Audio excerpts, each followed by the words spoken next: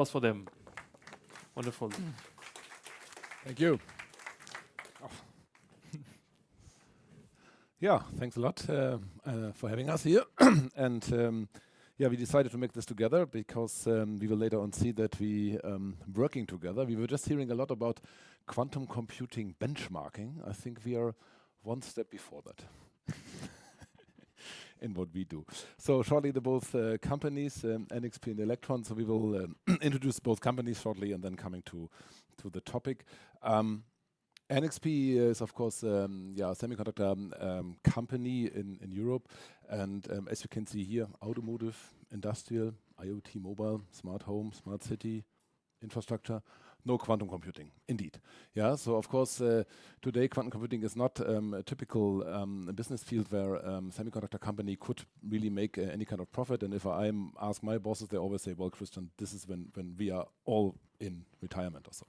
So, but the question is, of course, when do you start as a semiconductor company, and especially also what can we contribute? And that's what we will see later on. Now, on the application side, so what could quantum computing mean for us? Of course, there's a lot in. You know that we are doing this SoCs, this system on chips that are quite complex. Now, for the moment, down to 5 nanometer structure size, having billions of transistors. How do you optimize the layout, for example? Yeah? Those are all questions where, of course, all the optimization by the use of quantum computers, maybe being in future then co-processors to data centers, could really be of big help, right? That's the way how we look at that one. But at some point in time, we need to start. So who are we? 60 years of experience, that's a bit strange, but NXP, you might know, is originally formed out of Philips Semiconductors and then was getting independent and taking over the Freescale, the Motorola Semiconductor, let's say, division, and then finally being now a company with 34,000 people operating in more than 30 countries on a global scale. Yeah, and with that, now comes to the quantum part. So. This was the introduction of NXP, and now who's eleQtron? So eleQtron is a bit younger than NXP, it's a bit smaller than NXP, so it's a spin-off of the University of Siegen, of the quantum optics chair of Christoph Wunderlich. And it's the company, or it's Germany's first company who's operating a functional quantum computer, and we are still developing quantum computing hardware, of course. The company was founded in 2020. Today we have a headcount of 55 people. This is a bit fluctuating, but still rising, so we are hiring. But orders of magnitude smaller than NXP, of course. Our headquarters is in Siegen, North Rhine-Westphalia, in the southeast of it. And we also have a development site in Hamburg, and I'm leading this site. And so this is my home ground, and we have already sold 4 quantum computers to customers. And what makes eleQtron really unique is this combination of academic expertise originating from the university and combining this with our business expertise from our management team that has a proven track record of building sustainable business models. And I mentioned we have this development site in Hamburg, and there we have access to the facilities of the DLR, so of the German Aerospace Agency, and also to facilities of the NXP campus to develop and set up our quantum computers there. And in addition to that, we also have our own work premises for example, workshops with possible users of quantum computers in the future to discuss, hey, what is quantum computing doing? How can it change your business model? And what is quantum computing not doing for you? So to raise this quantum awareness. This is a picture of our first big milestone. It was the inauguration of Germany's first full-stack universal quantum demonstrator in end of May in Hamburg. And this machine combines our ion trap technology with radio frequency control of your qubits.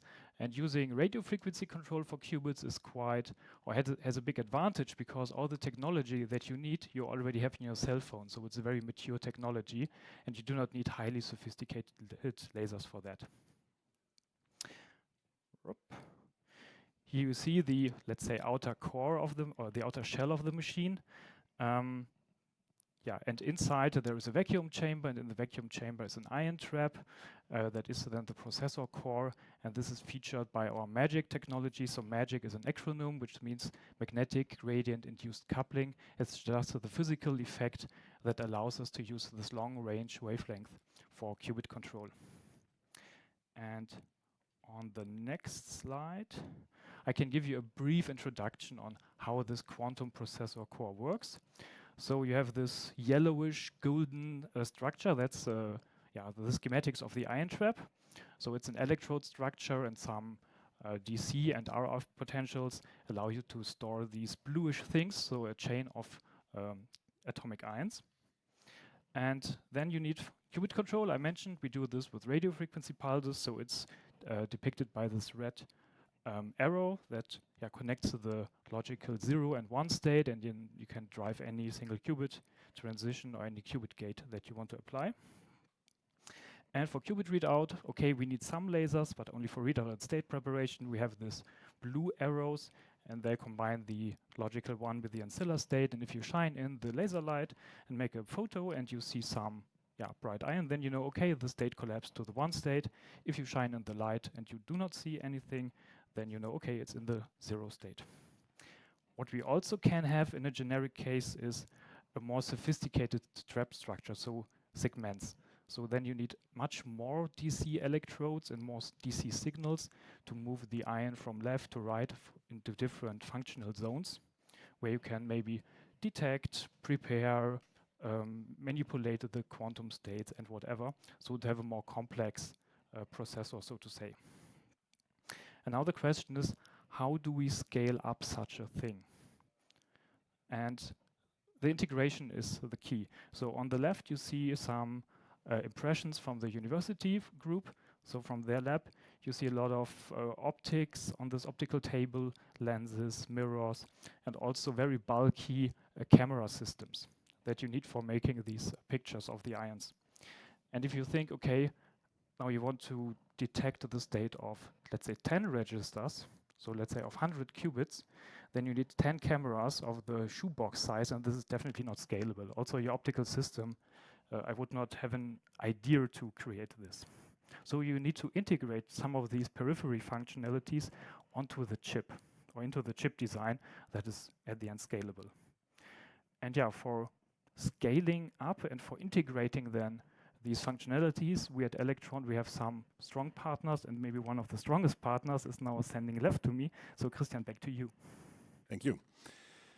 Yeah, so coming back to what we have just said, DLR is of course basically here very essential for us. DLR has the QCI project. You know that there's, or you might know that there's quite an amount of money that had been really then by the German government really then reserved exactly for that kind of initiative, the QCI, so 740 million euros in the end. And we have together applied with our partners then in this program, and we won some of those lots. And we are as NXP in 3 different lots. And the beauty of this program is also that we have all the partners on board that you would need for realizing that kind of quantum computer. So we have, of course, the hardware people, eleQtron, really being able then to build those computers.